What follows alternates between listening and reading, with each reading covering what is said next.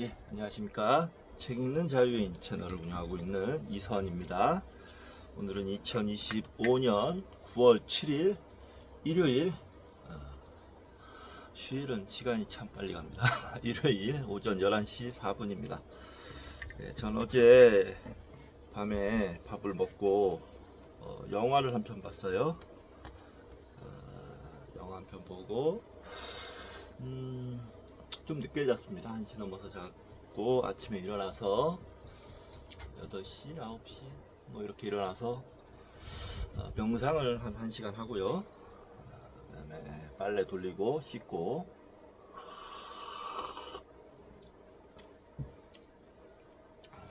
밥을 먹어야 되는데 아직 배가 덜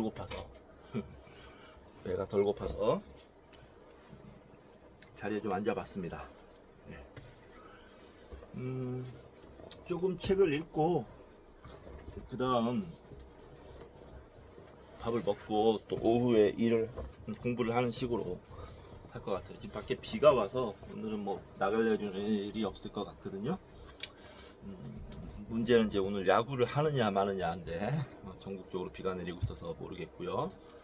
야구를 하게 되면 야구를 보면서 필사를 할 거고, 야구를 안 하면 러닝머신 타긴 탈 건데 미디어북을 계속 하는 방향으로 하도록 하겠습니다. 자, 오늘 이번 시간은 코스모스, 어제 읽다가 멈췄던 코스모스 를 미디어북을 할 텐데, 그 전에 또 책을 소개시켜 드리도록 하겠습니다. 자, 기적을 부르는 뇌라고 되어 있습니다. 뇌 가속성 혁명이 일구어낸 인간 승리의 기록들. 노먼 도이지 지음, 김미선 옮김, 출판사 기호 출판사에서 나왔습니다.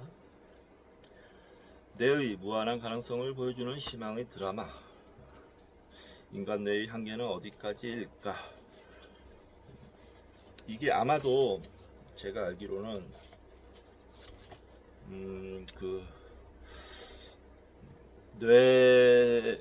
어떤 사고나 질환으로 뇌를 다쳤던 사람들이 회복하는 과정을 서술한 그린 책으로 알고 있어요. 근데 굉장히 평가가 괜찮더라고요. 또 뇌라는 주제가 흥미를 돋구고요. 그래서 평가도 괜찮고 중고로 싸게 나왔길래 샀습니다. 네. 그렇고요. 자, 이번 시간 코스모스 292쪽 시작하겠습니다. 하유한스의 업적은 사실 위에 언급한 것보다 훨씬 더 많다. 당시 항해술의 핵심 문제는 바다에서 자신의 경도를 어떻게 알아내느냐 하는 것이었다. 위도는 별자리를 통해 정확히 알 수 있다. 남쪽으로 갈수록 위도가 낮은 곳의 별자리들을 볼 수 있으므로 위도의 결정은 쉬운 일이었다. 그러나 경도의 결정은 시간의 흐름을 추적해야 하므로 위도의 측정보다 한층 더 어려운 작업이었다. 위도 경도는 아시죠? 위도, 지구가 있으면 위도, 경도, 이 두 가지로 정확한 위치를 알 수가 있죠. 배에 실려있는 시계는 배가 출발한 항구의 표준시를 가리킨다. 한편 태양이나 별이 뜨고 지는 것을 이용하면 배가 위치한 지방의 시간을 알 수 있다. 또한 몇몇 밝은 천체들의 청구상 좌표를 알고 있기 때문에 그러한 천체들을 관측하면 지방시를 측정할 수 있다. 지방시와 표준시의 차이가 떠나온 항구와 현 위치의 경도 차이와 같다는 점을 이용하면 배가 있는 지점의 경도를 알아낼 수 있을 것이다.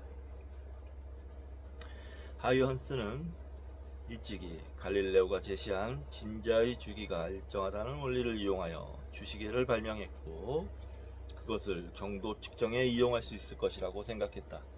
그가 발명한 주시계를 항해사가 바다 한복판에서 자신의 위치를 측정하는 데 활용했지만 완전히 성공적이지는 못했다.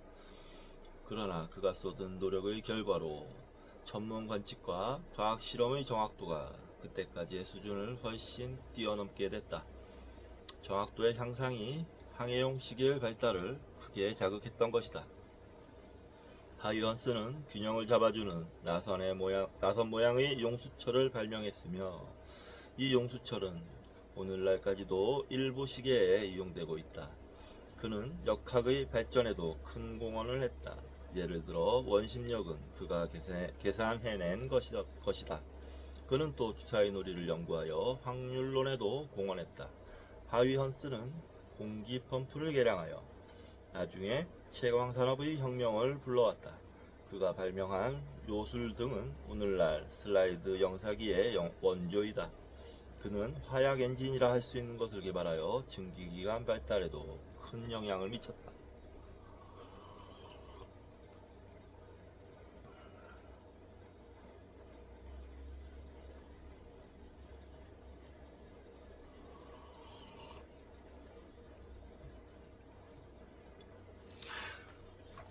하이언스는 지구가 하나의 행성으로서 태양의 주위를 공전한다는 코페르니쿠스의 지동설이 네덜란드의 보통 사람들 사이에 널리 받아들여지는 것을 보고 무척 기뻐했다.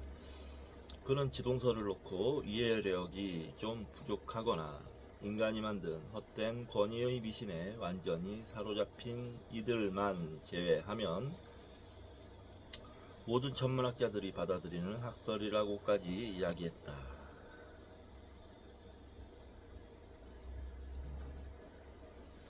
중세 기독교 철학자들은 천구가 지구를 중심으로 하루에 한 바퀴씩 돌기 때문에 결코 무한대일 수 없다고 주장했다. 따라서 그들은 무한계의 세계는 말도 안 되고 여러 개의 다른 세계, 심지어 단 한 개의 다른 세계도 존재할 수 없다고 믿었다. 도는 것은 하늘이 아니라 지구라는 사실의 발견은 우리로 하여금 지구의 유일성에 의심의 눈초리를 던지게 했으며 지구 이외의 장소에 생명이 존재할 수 있다는 것을 하나의 훌륭한 가능성으로 받아들이게 했다.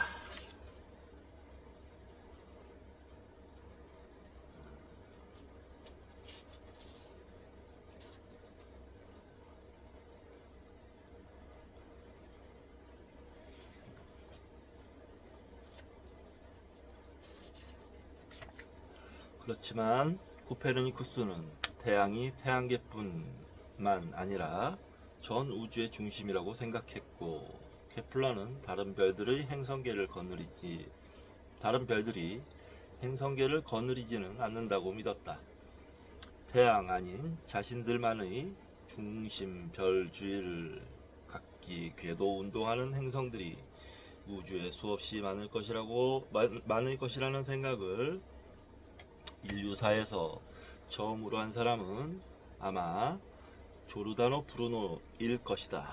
그러나 많은 사람들은 코페르니쿠스와 케플러의 우주관에서 다중세계에 대한 생각이 직접적으로 유도돼 나온다고 생각했고 스스로 그 다중세계관에 경악해 마지 않았다.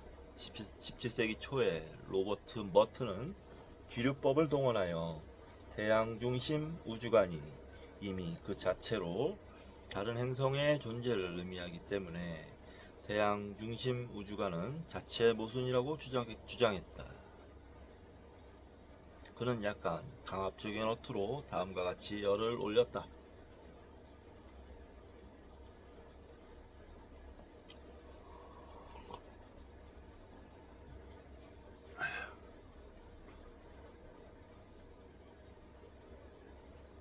인용입니다. 만약 천상의 실상이 코페르니쿠스 주위의 위인들이 주장하는 바와 같이 무한히 큰 공간에 무한히 많은 별들이 가득 차 있는 것이라고 할 것 같으면 우리는 다음과 같은 생각도 할 수 있다. 창공에 빛나는 저 많은 별들이 모두 그 나름의 태양으로서 중심의 자리를 잡고 앉아 자기 주위의 행성들을 거느릴 수 있지 않겠느냐는 생각 말이다. 이 생각이 맞는데요. 네. 그리고 천상의 사정이 실제로 그렇게 셀 수 없이 많은 세계들이 무한히 넓은 우주 공간에 있다고 해도 누가 뭘 할 수 없지 않은가? 어떻게 이런 것들이 가능할 수 있다고 하겠는가? 이것이야말로 엄청난 영리가 아니고 또 무엇인가? 케플러와 같은 이들의 말처럼 지구가 움직인다는 가설을 그대로 받아들인다면 우리는 이러한 난제들에 봉착하게 되고 마는 것이다. 하지만 자, 여기까지가 인용이고요. 하지만 지구는 움직인다. 머튼이 만약 우리 시대에 살았더라면 그는 아마 똑같은 기류법을 동원하여 무한한 개수의 세계들이 틀림없이 존재한다고 추론했을 것이다. 하이언스는 머튼식 주장에 주눅들지 않았다. 그는 오히려 우주 저 너머에는 또 다른 태양들이 있을 것이라고 다중세계의 실제성을 흔쾌히 받아들였다. 더 나아가 하이언스는 그러한 별들이 우리의 태양계와 같은 행성계를 거느리고 또한 그 행성들은 생물이 살지도 모른다고 생각했다. 우리가 그 행성들을 단지 거대한 사막과 같이 아무런 생물이 살지 않는 그러한 곳으로 간주한다면 그것은 결국 지구라는 행성에서 모종의 특별한 지위를 부여하는 셈이다. 따라서 그것은 전혀 합리적인 생각이 아니다 라고 그는 잘라 말했다.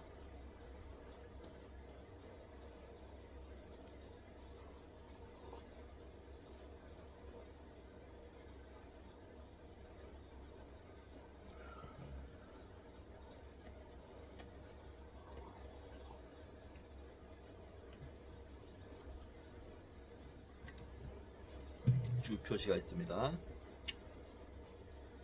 이와 비슷한 생각을 한 사람들은 하이언스 외에도 여러 명 있었다.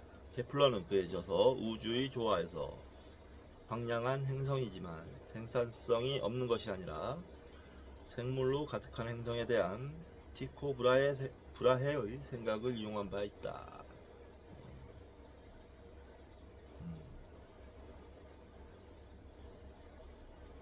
뭐 이렇게 생각할 수 있죠. 적극적인 상상을 하는 분인 것 같은데 충분히 이렇게 생각하고 있고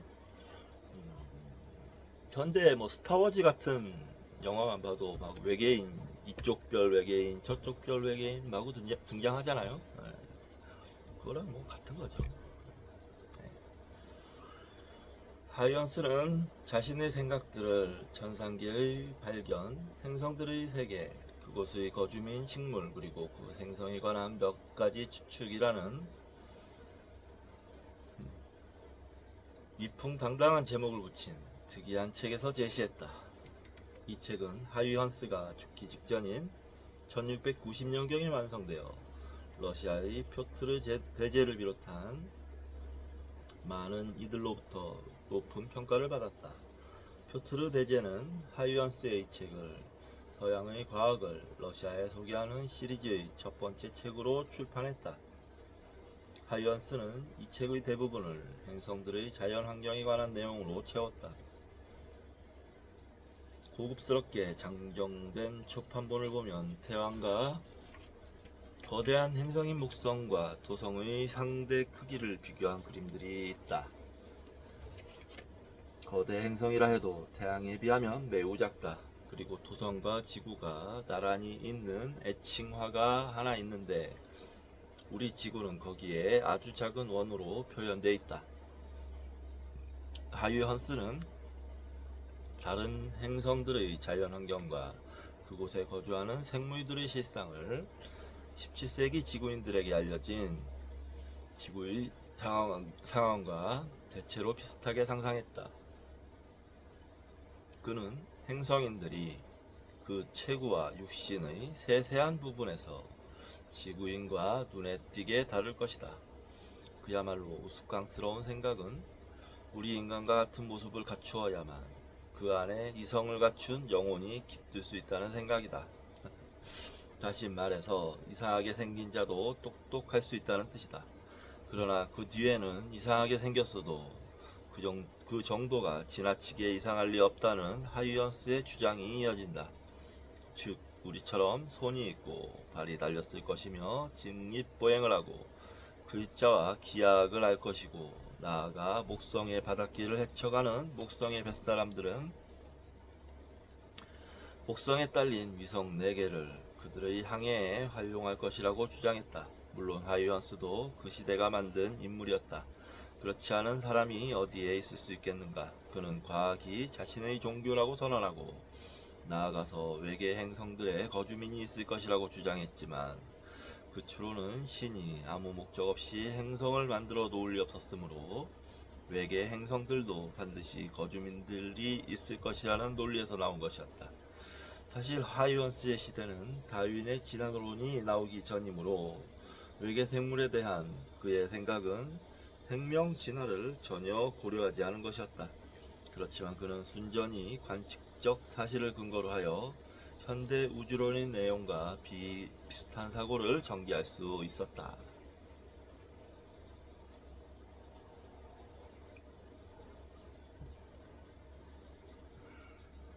인용입니다. 끝없이 펼쳐진 광대무변의 이 우주란 얼마나 놀랍고 훌륭한 설계인가. 그렇게 많은 수의 태양들과 그렇게 많은 수의 지구들, 그리고 외계의 지구들 하나하나에는 풀이며 나무며 짐승들로 가득할 것이고 어디 그뿐인가. 거기에는 또 수많은 바다와 산과 들이 있을 것이다. 별들까지의 엄청난 거리와 또 그들의 수를 생각할 때 우주에 관한 우리의 경외심은 또 얼마나 깊어져야 할 것인가.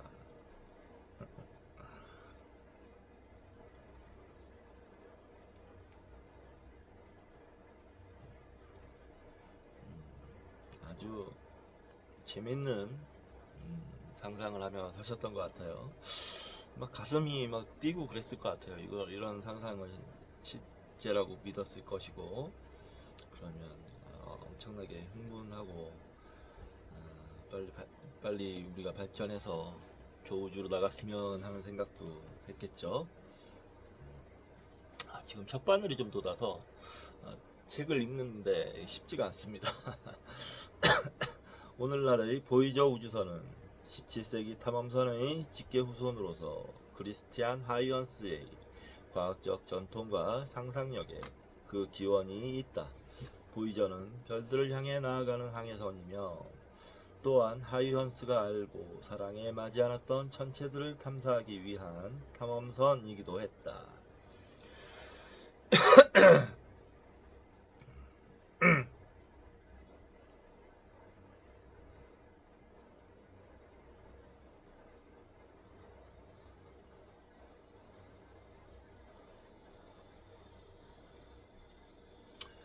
수세기 전에는 탐험 여행에서 가져오는 주요 상품들 중의 하나로 빼놓을 수 없는 것이 바로 여행자들이 들려주는 먼 나라의 이야기였다. 표시가 있습니다. 이런 생각은 고대 사회에서도 찾아볼 수 있는데 그들이 탐사에 나선 주된 동기는 주로 우주론적인 것이었다. 예를 들면 15세기 중국 명나라는 인도네시아, 스리랑카, 인도, 아라비아, 아프리카 등지를 탐사했다. 그 정화 함대의 일원이었던 비신이라는 사람이 자신이 본 상황을 황제에게 알리기 위하여 성사승남이라는 화첩을 만들어 바쳤는데 안타깝게도 그림은 유실되었고 문장만 전해지고 있다. 낯선 땅과 그곳에 있는 특이한 동식물들에 대한 여행자들의 이야기를 듣는 이들의 호기심을 자극하여 다음 탐험으로 이어지게 하는 매우 중요한 상품이었다.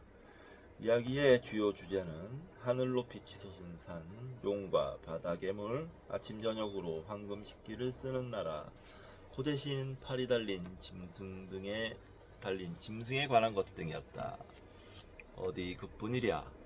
개신교, 가톨릭, 유대교, 이슬람 등의 교리 논쟁이 참으로 한심하다고 생각하는 사람들, 불에 타는 검은 돌, 머리는 없고 입에 가슴이 달린 사람들,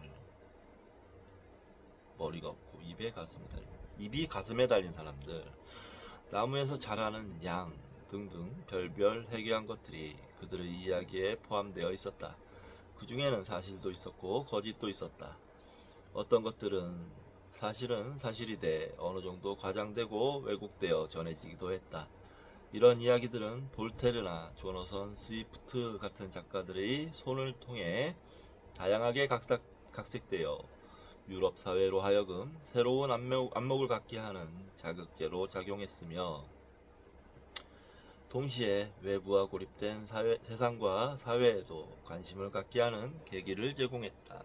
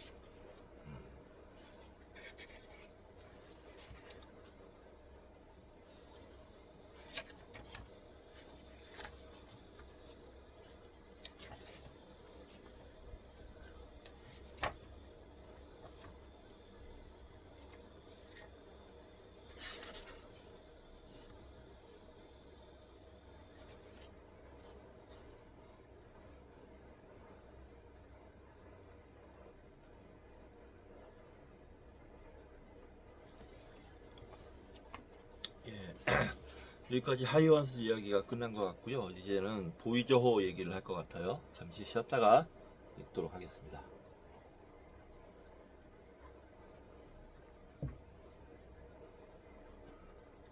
우리 정견이가 쉬었다가 라는 말을 알아들어서 누워있다가 벌떡 일어나요.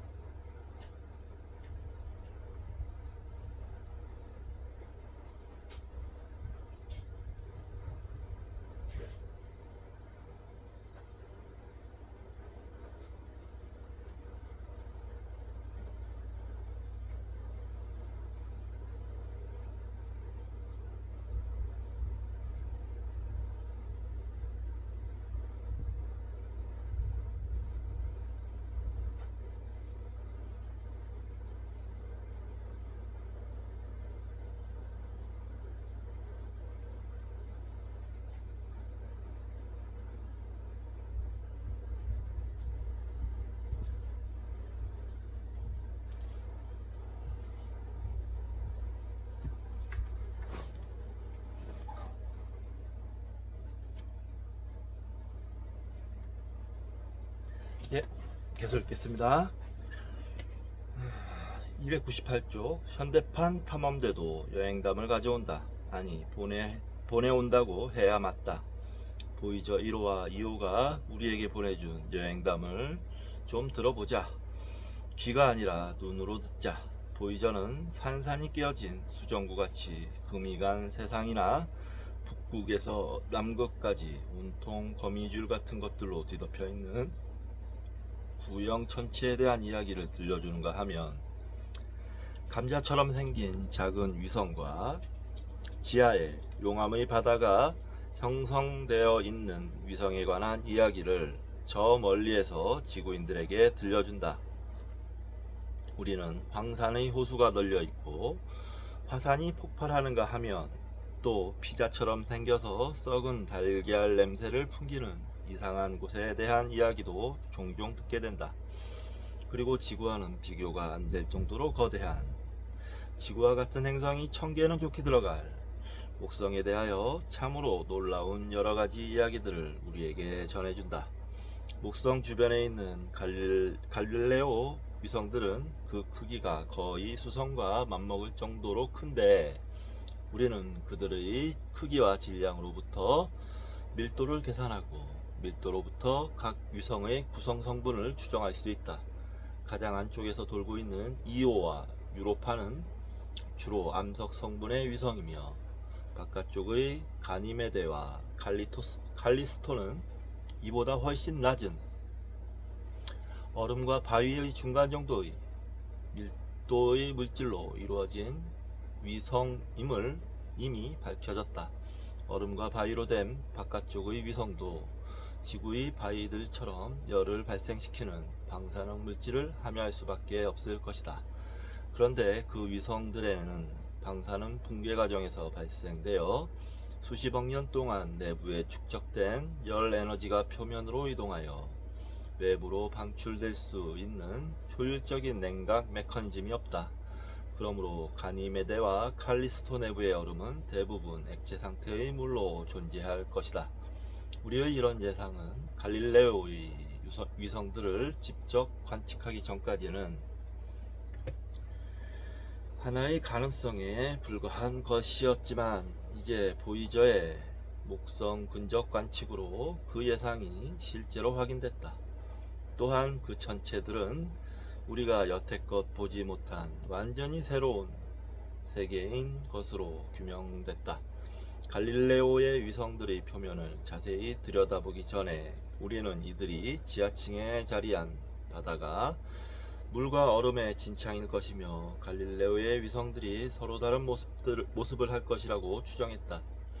보이저의 눈을 통해 이 위성들을 정말 가까이에서 들여다보니 예상대로 그들은 서로 아주 다른 모습을 하고 있었다.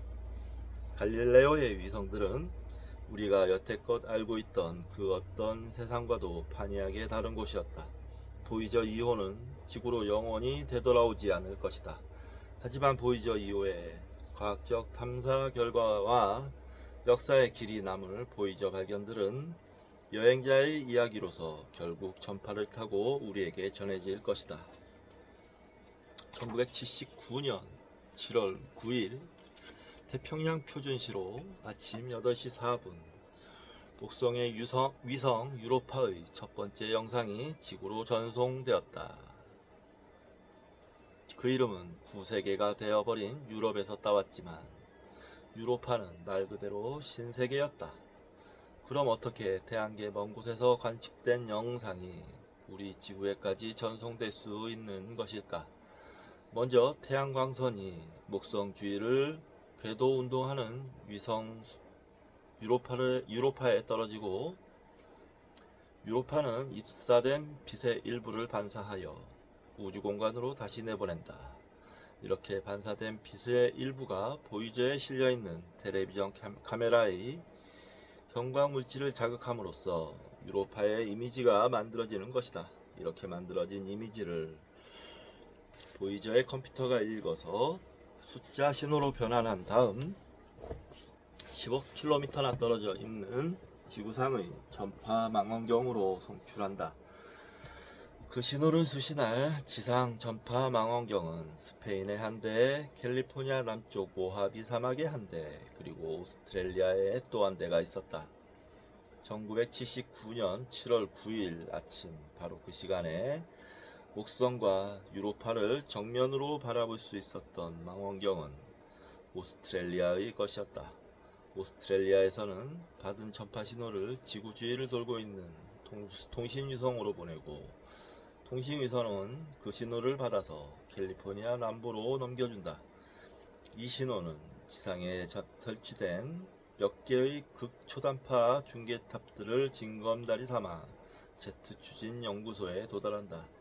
그 다음 제트 추진 연구소에서 숫자 신호가 영상의 이미지로 변환된다. 보이저가 보낸 이미지는 우리가 신문지상에서 흔히 보는 전송사진과 근본적으로 같은 원리로 만들어진 것이다. 이미지 한 장을 만드는데 밝기가 다른 약 100만 개의 회색 점들이 쓰인다. 점이 매우 작은 데다가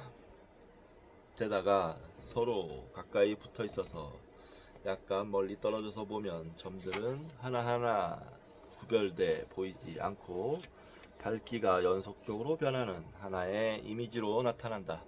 우리 눈에 회색 점들이 하나씩 따로 보이는 것이 아니라 많은 점들의 누적된 효과가 연속적인 화상으로 느껴지는 것이다.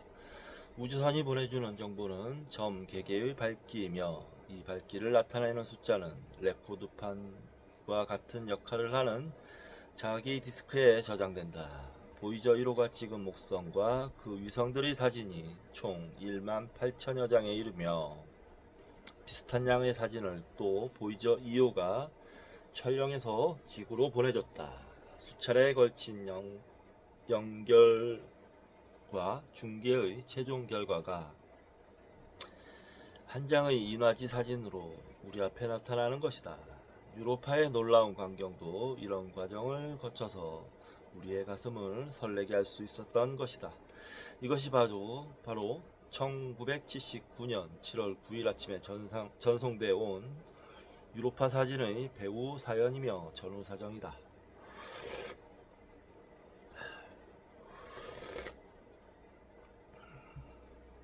이 사진들에서 우리가 본 광경은 정말로 대단한 것이었다.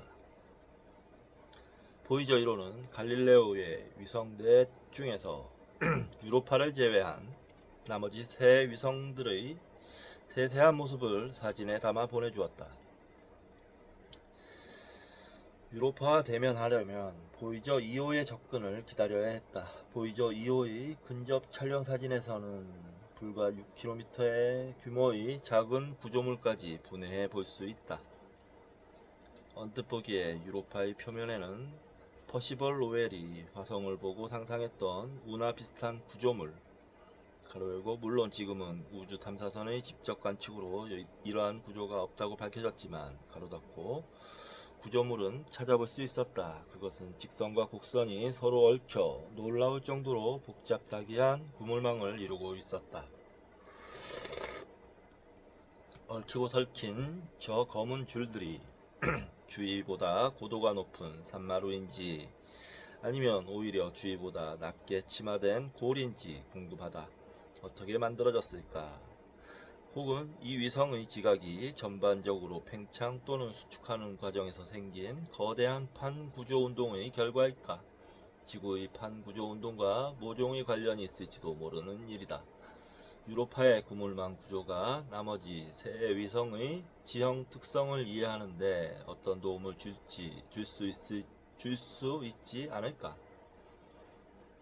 매우 놀라운 발견의 배후에는 항상 첨단 기술이 뒷짐을 진 채 우리에게 미소 짓고 있지만 발견된 사실의 분석은 결국 인간 두뇌의 몫이다.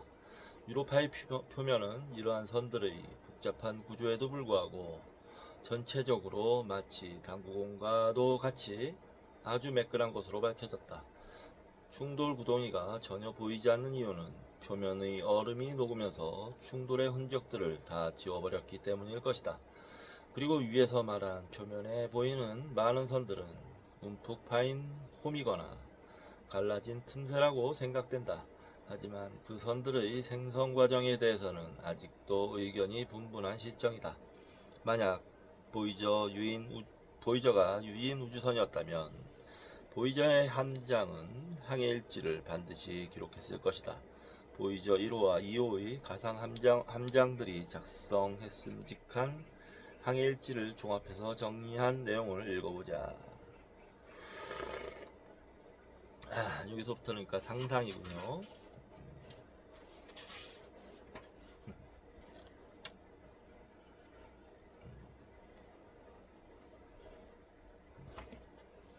(1일) 식량과 기타 비축물 그리고 기기에 관한 걱정을 뒤로하고 성공적으로 케이프 커네버럴 우주기지를 이륙, 행성과 별을 향한 긴 여정을 시작했다.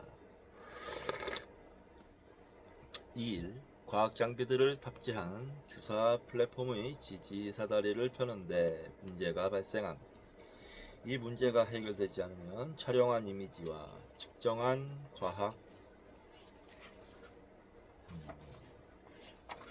자료들이 모두 유실되기에 큰 걱정이다. 13일 우리뒤로 보이는 지구와 달을 촬영하다. 둘이 우주에 나란히 떠있는 모습을 찍은 최초의 사진이다. 참으로 어여쁜 한 쌍이다. 어여쁘다는 표현이 참 인상적이네요. 어여쁘다. 150일 궤도 중간 수정을 위한 엔진 점화 실시. 170일 정상적인 하루를 보낸 몇 달째 무사 평온함. 185일 밝기, 눈금 조정의 기준으로 쓰기 위하여 목성의 이미지를 촬영했다. 결과는 성공적이다. 207일 지지사다리의 문제가 드디어 해결됐다. 하지만 주 전파 송신기는 여전히 작동 불능이다. 여분의 송신기로 교체했는데 이게 작동하지 않는다면 관측 자료를 지구로 보낼 수 없게 된다.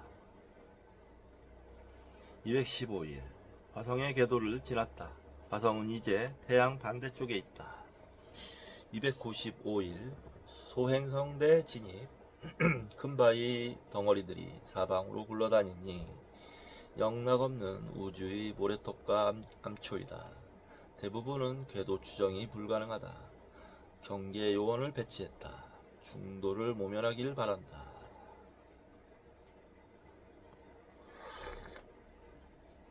475일 소행성대를 무사히 벗어났다. 살아남아 다행이다.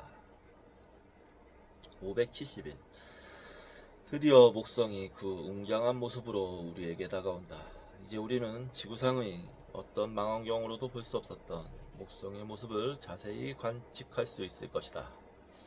615일 목성의 엄청난 기후변화에 우리는 마치 체면에 걸린 듯 했다. 그리고 이 행성은 정말 엄청나게 크다. 아마 태양계의 다른 모든 행성들의 질량을 다 합쳐도 목성 질량의 절반에도 못 미칠 것이다. 산도 없고 계곡도 없고 화산도 없고 강도 없다. 또한 지표면과 대기의 경계도 없는 듯하다. 단지 엄청난 가스와 구름의 충돌이 보일 뿐이고 표면이라고는 딱히 짚어 이야기할 만한 곳은 어디에도 없다. 우리가 목성에서 본 모든 것들은 다 둥둥 떠다니고 있었다.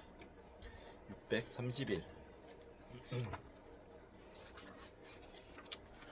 목성 기후의 지속적인 변화는 그것만으로도 하나의 장관이었다. 이 육중앙 행성은 불과 10시간도 채 안 돼서 한 바퀴를 완전히 돈다. 목성의 대기 변화는 고속 자전과 태양광선 그리고 내부로부터 치솟아 오르는 열이 만들어내는 합작품인 듯 하다.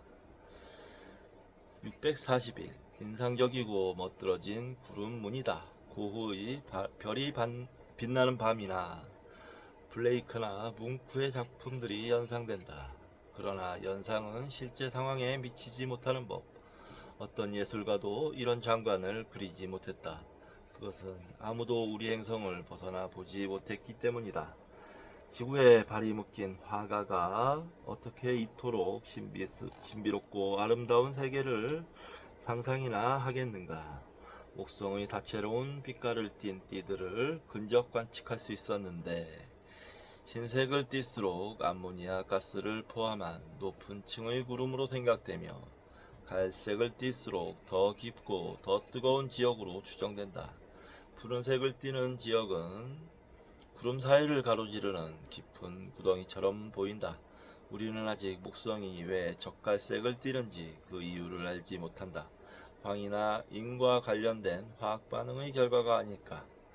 또는 태양으로부터의 자외선이 목성 대기에 있는 메탄, 암모니아, 수증기 또는 여러 종류의 분자 조각들과 반응하여 어떤 유기 분자들을 형성했기 때문은 아닐까 하는 추측만 할 수 있을 뿐이다. 그럴 경우 목성의 색깔은 40억 년 전 지구에서 있었던 생명의 탄생에 관한 하나의 실마리를 제공해 줄 수도 있을 것이다.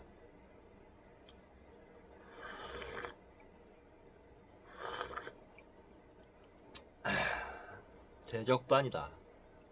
주변의 구름들 위로 치솟아오른 가스 기둥인데 지구가 대여섯 개는 들어갈 정도로 엄청나게 거대하다. 대기 깊은 곳에서 합성되었거나 축적되어 있던 고분자들이 상층부로 끌려 올라와 우리 눈에 붉게 비치는 것이라 추측해본다. 이렇게 거대한 구름의 폭풍은 태어난 지 아마 100만 년은 좋게 지났을 것이다. 651. 드디어 목성 최근접. 정말 굉장한 하루였다.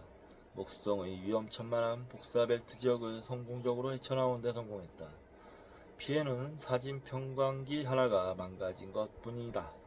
새로 발견된 목성의 고리 내부에 작은 입자나 돌멩이들과 충돌하지 않고 무사히 통과했다.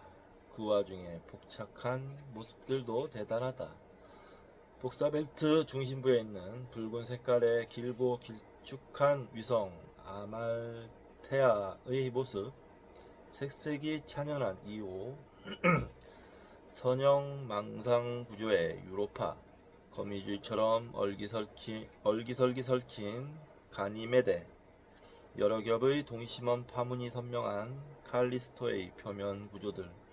우리는 칼리스토의 곁을 선회하여 알려진 목성의 위성들 중에서 가장 가장자리에 위치한 목성 13호의 궤도를 통과했다. 이제 목성을 떠난다. 662일 입자 검출기와 자기장 측정기의 측정 결과를 보면 우리가 복사벨트 지역을 완전히 벗어났음을 확인할 수 있다. 목성의 중력을 이용해 가속을 하고 마침내 목성권을 벗어나서 우주공간을 항해하기 시작했다. 874일 바다에서 밤하늘의 별자리가 항해하는 배들의 길잡이가 되듯이 우주에서도 별이 길잡이의 역할을 한다. 우리는 노인성을 길잡이로 삼고 있는데 조타 장치에 문제가 생겨서 방향좌표의 설정을 다시 해야 했다. 아무래도 광학 감지 시스템이 켄타우루스 자리의 알파별과 베타별을 노인성으로 잘못 인식했던 것 같다. 다음에 정박할 항구는 토성권이다. 2년쯤 후면 거기에 닿을 것이다. 네. 흥미진진하네요.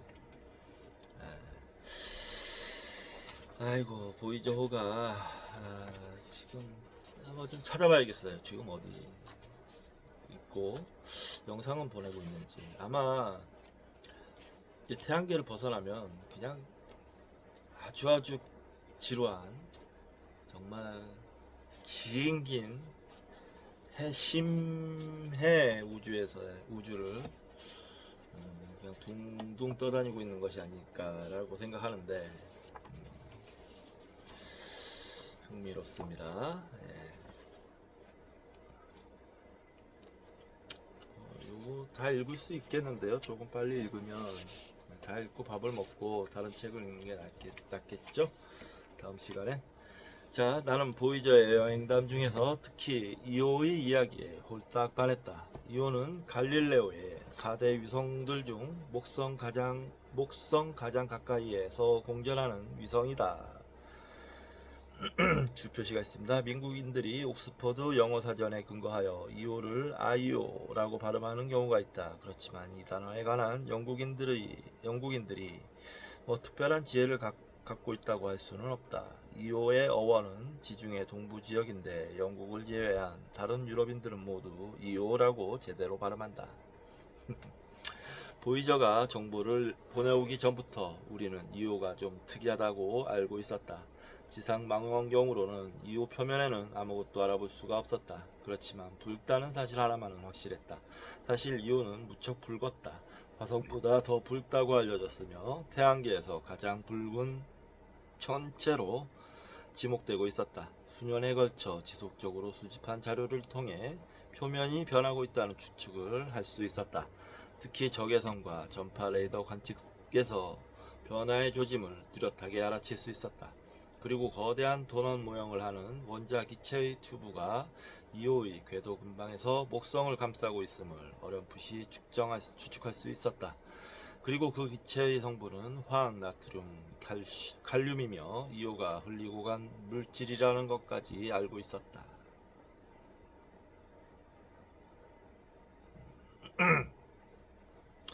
마침내 보이저가 이오에 접근했을 때 이 거대한 위성의 표면이 다양한 색깔로 치장되어 있음을 알게 됐다. 태양계 내의 그 어느 전체와도 판이한 모습이었다. 이오는 소행성대 가까이에 위치하므로 전 생애를 통하여 소행성대에 떠도는 돌멩이들의 세례를 끊임없이 받았을 것이다. 물론 충돌 구덩이들이 많이 패였을 것이다. 하지만 이오의 표면에는 그러한 흔적이 전혀 남아있지 않았다. 그렇다면 이오의 표면에서 일어나는 모종의 작용이 파인 구덩이를 모조리 메었던 건가 아니면 지워버렸을 것이다. 그 작용의 정체는 무엇일까? 결코 대기와 관련된 작용은 아닐 것이다. 왜냐하면 이오에는 대기가 없기 때문이다. 이오의 표면 중력이 너무 약해서 기체 분자들은 이오의 표면을 쉽게 탈출해 버렸던 것이다. 그렇다고 물의 흐름이 그 원인이라고 지목할 수도 없다. 이오의 표면은 물이 액체로 존재하기에는 기온이 너무 낮기 때문이다. 화상 분화구와 비슷하게 생긴 장소를 몇 군데 볼 수 있었지만 이 또한 확고부동하게 확인할 수는 없었다. 보이저 항해팀의 일원인 린다 모라비토는 보이저의 궤도를 정확하게 유지해야 하는 책임을 맡고 있었기 때문에 이오가 어떤 별 곁에 있는가를 자주 확인할 필요가 있었다. 그래서 그녀는 컴퓨터 앞에 앉아서 이오의 경계 부분을 밝게 하여 그 뒤쪽에 있는 별이 드러나게 하곤 했다. 그러나 어느 날 이오의 어두운 표면을 배경으로 높이 솟은 밝은 구름을 보고 그녀는 소스라치게 놀랐다. 버섯 구름의 위치를 확인해 본 결과 화산이 아닐까 하고 의심하던 곳 중 하나였다. 바로 보이저가 지구 바깥에서 활화산을 하나 지구 바깥에서 활화산을 하나 발견하는 순간이었다. 가스와 기타 분출물들을 계속해서 토해내는 활화산이 이오의 표면에서 그 후에 모두 9개나 발견됐다. 사화산은 이오의 표면에 수백 개, 어쩌면 수천 개가 있을 것이다. 이 화산들에서 뿜어져 나온 용암은 운석공을 모두 메우고도 남을 정도로 충분한 양이었다. 화산 분출물이 다양한 색깔로 물든 지표를 배경으로 거대한 호를 그리며 솟아오르는 모습은 상상만 해도 가슴 설레는 장관임에 틀림없다. 우리는 이호에서 완전히 새로운 광경을 보고 있는 것이다. 끊임없이 변하는 표면을 지금 우리가 바로 들여다보고 있다는 말이다. 갈릴레오와 하이언스가 이 광경을 목격했다면 얼마나 감탄했을까. 보이저가 화산을 발견하기 전에 우리는 이미 이호의 화산의 존재를 예상하고 있었다. 스탠턴 필과 그의 동료들은 목성과 유로파가 이호에 미치는 조성력의 세기를 계산하여 이호에서 화산 활동이 있을지도 모른다고 예측했다. 그들은 이호 내부의 암석이 방사능 붕괴가 아니라 강한 조성력의 작용으로 용융 상태에 놓이게 됨을 알 수 있었고, 그렇기 때문에 이호의 내부 거의 대부분이 액체 상태에 있어야 한다는 결론에 도달했던 것이다. 지하에 있는 액체 상태의 유황이 이호의 화산 활동으로 지상으로 계속 올라오게 된다. 고체 상태의 유황은 물의 끓는 점보다 약간 높은 섭씨 115도 정도로 가열되면 색깔이 변하면서 액체 상태의 유황으로 변한다. 온도가 높아질수록 색깔이 짙게 변하며 일단 녹았던 유황을 갑자기 냉각시키면 액체 상태의 색깔을 그대로 유지한다. 이호 표면의 색깔 분포의 패턴에서부터 중요한 사실을 유추할 수 있었다.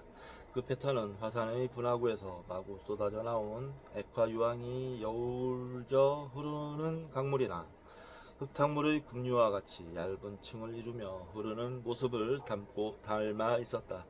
즉 검정색, 그러니까 제일 뜨거운 유황이 화산 분화구 근처에서 보이고, 주황색의 황이 분화구에 비교적 가까운 곳에서 강을 이루고, 노란색의 상대적으로 저온 상태에 있던 유황이 분화구에서 멀리 떨어진 평지에 널려 있다. 표면 모습이 몇 달 간격으로 수시로 변하기 때문에 지구에서 우리가 일기예보를 하듯 이호의 표면 지도도 주기적으로 수정 편찬해야 한다. 그러므로 미래의 이호 탐험대는 정신을 바짝 차리는 편이 좋을 것이다. 이호의 매우 얇고 희뿌연 대기는 주로 이산화황으로 이루어져 있다는 사실이 보이저 우주선의 탐사로 밝혀졌다. 그런데 이산화황의 대기층이 비록 얇기는 하지만 목성에서 방출되는 하전 입자들로부터 이호의 표면을 보호하기에는 충분한 두께여서 이호에게는 매우 소중한 존재이다. 밤에 기온이 떨어지면 기체 상태의 이산화황이 굳어 서리처럼 하얗게 변한다. 이렇게 되면 목성의 복사벨트에서 나오는 하전 입자들이 이호의 표면까지 침투할 수 있다. 따라서 먼 훗날 사람들이 이호에 이주해서 생활하게 된다면 밤에는 모두 지하로 대피하는 것이 좋을 듯 싶다. 이호의 화산 분출은 그 구성 입자들을 목성 주변 공간으로까지 직접 방출시킬 정도로 매우 높이 솟아오른다. 아마도 이 입자들이 이호 주변에서 목성을 둘러싸고 있는 도넛 모양의 튜브를 형성하는 장본인인 듯하다. 이 입자들은 원자 알갱이들로서 목성을 향해 천천히 나선 운동을 하다가 안쪽 궤도에 있는 아말테아 유성과 만나면 모종의 화학 반응을 통하여 아말테아의 표면을 붉게 물들이는 것 같다. 또한 이호에서 분출된 물질이 여러 차례 충돌과 응결의 과정을 겪으면서 결국 목성의 꼬리를 만드는 데 한몫을 하게 되는 듯 하다. 인류가 목성에 거주한다는 것은 사실상 거의 불가능해 보이지만 먼 미래에 이룩될 과학기술의 진전을 생각한다면 가스 구름 속을 떠다니는 거대한 풍선 속의 도시를 상상해 볼 수도 있지 않을까. 달이 지구를 항시 같은 달이 지구를 항시 같은 면을 보이면서 공전하듯이 이오와 유로파도 목성을 향해 같은 면을 보이며 목성 주위를 궤도 운동한다. 태양계의 사실상 거의 모든 위성들이 자신의 모 행성에게는 늘 같은 면을 보이는 자전과 공전 주기가 같은 동주기 운동을 하고 있다. 그래서 한쪽 면만 보이는 거군요. 자전과 공전이 같이 이렇게 돌아가는 거죠. 한쪽 면으로만.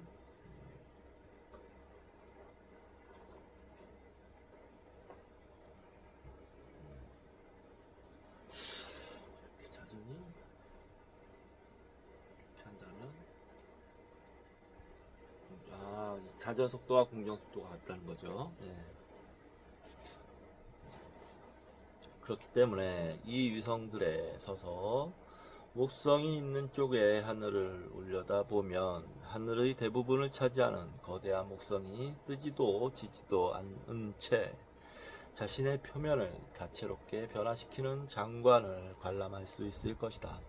어쨌든 목성의 위성들은 미래에 있을 인류의 탐사 계획에서 호기심의 원천으로 오랫동안 남아있을 것이다.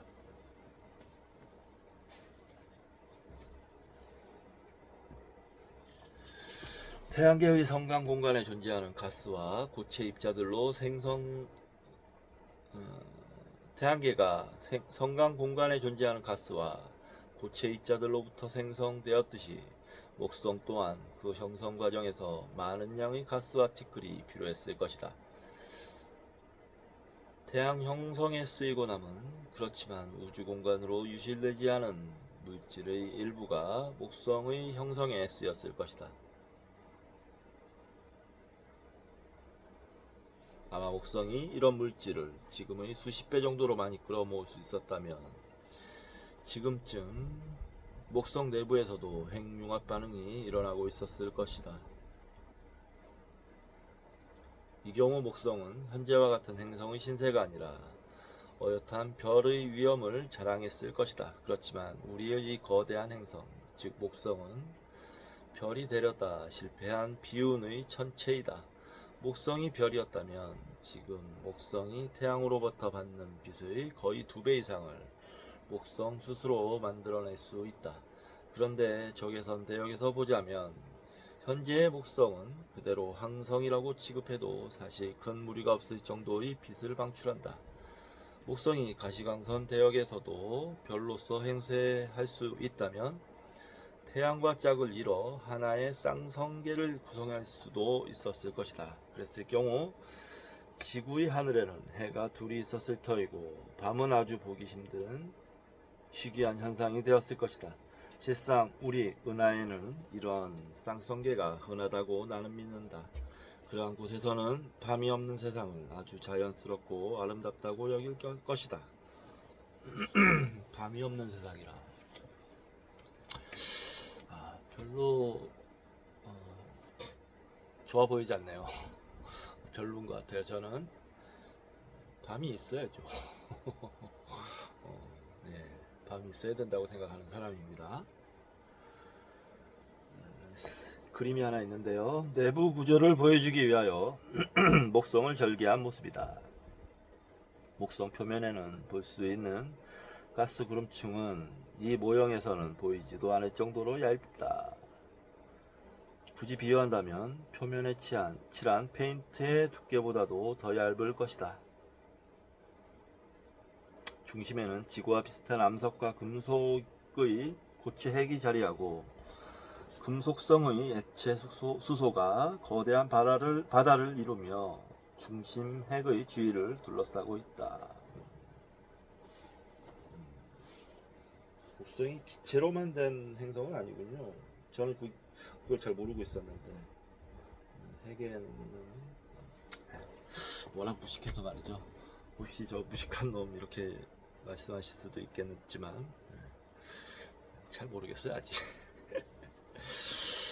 자,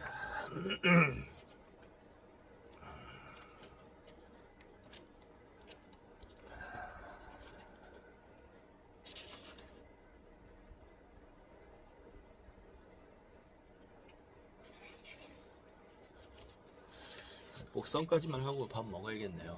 좀 너무 많이 남아서. 목성의 구름, 저 깊은 밑바닥에서 느끼게 되는 대기의 무게, 즉 기압은 지구 그 어디에서도 찾아볼 수 없는 엄청난 것이다. 수소 원자들은 그렇게 높은 압력을 받으면 서로 짓눌려서 핵에 속박되어 있던 전자들이 핵에서 떨어져 나가 금속성 액체 수소로 변한다. 지구에서는 이 정도의 압력이 실현될 수 없기 때문에 지상 실험실에서 금속성의 액체 수소를 관측할 기회가 없다. 가로 열고, 금속성 액체 수소는 상온에서도 초전도성을 지닐 수 있을 것으로 기대된다. 그러므로 지구의 실험실에서 이러한 물질을 만들어낼 수 있다면 전자공학의 획기적인 발전이 초래될 것이다. 그 얼마 전에 좀 시끄러웠던, 떠들썩했던 초전도 물질을 얘기하는 거군요. 초전도 물질이 뭔지 잘 모릅니다. 뭐 자석 위에서 둥둥 떠다니던데, 자석인지 뭐 금속에서 떠있던데, 그걸 이용하면 뭐 과학적으로 할 수 있는 일이, 기술적으로 할 수 있는 일이 많나 봐요. 과학을 이용한. 구체적으로 목성 내부의 압력은 지구 표면 대기압의 300만 배나 된다. 이런 조건에서 예상되는 수소의 유일한 존재 양식이 앞에서 이야기한 금속성의 액체 수소이다. 그러므로 목성의 내부는 금속성의 액체 수소가 바다를 이루고 있을 것이다. 하지만 목성의 내부 한복판에는 암석과 철로 된 핵이 자리 잡고 있을지 모른다. 지구처럼 생긴 태양계에서 가장 큰 행성의 중심 핵은 거대한 압력으로 옥죄는 두터운 가스층에 갇혀 그 모습을 영원히 드러내지 않을 것이다. 목성은 태양계에서 가장 강력한 자기장을 발생시키는데, 이것은 목성 내부의 금속성 액체에 흐르고 있을 것으로 예상되는 전류 때문일 것이다. 이 전류는 자기장뿐 아니라 전자와 양성자로 구성된 목성 주변의 복사벨트를 생성하기도 한다. 왜냐하면 자기장이 하전 입자를 붙들어 놓기 때문이다. 복사벨트의 내부에서는 태양풍의 형태로 태양에서 방출된 하전 입자들이 목성의 자기장에 포획되어 가속운동을 한다. 이 복사벨트는 목성의 구름층보다 훨씬 높은 곳에 위치하며, 그 속에 있는 입자들은 목성의 남극과 북극 사이를 빠른 속도로 왕복한다. 그러다가 목성 고공의 대기 분자와 충돌하면 운 좋게 벨트에서 빠져나오기도 한다. 이오의 궤도는 목성과 매우 가까워서 이오는 하전 입자의 복사 벨트를 가로지르며 움직인다. 이때 하전 입자들이 폭포수같이 쏟아지면서 전파 에너지가 폭발적으로 방출된다. 이 전파 폭발이 이오 표면에서의 물질 분출에도 큰 영향을 줄 것이다. 우리는 이오의 궤도상 위치에 따라서 목성의 전파 폭발과 관련된 에너지의 양을 정확하게 예측할 수 있다. 천문학자들의 이 예측은 지구상의 일기예보보다 더 정확하다.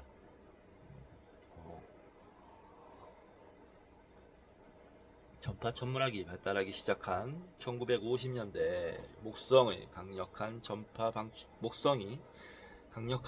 방출원이라는 사실이 우연히 알려지게 됐다. 미국의 젊은 두 과학자 버나드 버크와 케네스 프랭클린은 당시로서는 감도가 대단히 좋은 최신형 전파 망원경을 사용하여 우주 배경 복사를 검출할 목적으로 전파를 관측하고 있었다. 그때 놀라울 정도로 강력한 전파 신호가 우연히 잡혔다. 그 전파 신호의 특성은 그때까지 학계에 보고된 어떤 전파원과도 부합하지 않았으며 별, 성운, 은하, 여타 그 어떤 것과도 맞지 않았다. 그런데 더욱 놀라운 것은 이 전파원이 천구상에 멀리 있는 배경 천체들보다 더 빠르게 이동한다는 점이었다. 주 표시가 있습니다. 빛이 매우 빠르긴 하지만 그래도 유한한 속도로 움직이며 태양계 전체들은 우리에게 비교적 가까워서 멀리 있는 전체들보다 천구상에서의 겉보기 운동이 빠르기 때문이다. 이 전파원의 정체를 알아내기 위해 그들은 우주 전파원 목록들을 다 뒤져봤지만 아무 소용이 없었다. 하루는 하늘에 뭐 재미있는 현상이 벌어지고 있는가 알아보기 위해 관측실 밖으로 나와 육안으로 하늘을 쳐다보다가 어안이 벙벙해졌다. 문제의 전파원이 있다고 생각되는 방향으로 유난히 밝은 천체가 하나 보였기 때문이다. 그것이 바로 목성이었다. 목성의 전파 방출은 이렇게 우연히 발견되었다. 사실 과학사에서의 발견은 거의 대부분이 이런 식이었다고 해도 과언이 아니다. 목성과 보이저 1호의 만남이 있기까지 목성은 그저 하늘에서 반짝이는 하나의 행성일 뿐이었다. 이러한 사정은 우리의 조상들에게도 마찬가지였으리라. 100만 년의 세월 동안 목성은 항상 밤하늘에서 유난히 반짝거리는 경외의 대상일 뿐이었다. 보이저가 목성과 만나던 날 저녁, 나는 제트 추진 연구소에 도착한 보이저의 탐사 기록을 조사하기 위하여 연구소로 향하면서 다음과 같은 생각을 했다. 이제부터 목성은 더 이상 그 옛날의 목성일 수가 없구나. 이제부터 목성은 연구의 대상이며 탐사의 장으로 남을 것이다. 목성과 그 위성들은 하나의 축소판 태양계를 이루는데 앞으로 우리가 그곳에서 만나게 될 기기묘묘한 세계들은 우리에게 많은 것을 가르쳐 줄 것이다.